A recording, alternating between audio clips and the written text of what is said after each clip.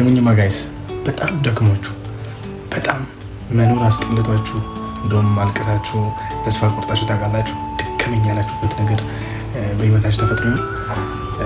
እንደዚህ አይነት ህይወት ብዙዎቻችን እናሳልፋለን እና ግን አንድ ነገር የገባኝ ነገር እኔ ደከመኝ ከምለው በላይ የረከመው ሰው አለ። ገባችኋል? እኔ ደከመኝ ብዬ የማማረርበት ብዙ ነገር ለአንዳንድ ሰው ድሎት ምን ባረገኝ ይላል እኮ አንዳንድ ሰው እኛን እያየ ምን ደስ ባረገኝ ና የሚላለ ከኔ በላይ ደግሞ ህይወት ይመረረዋል።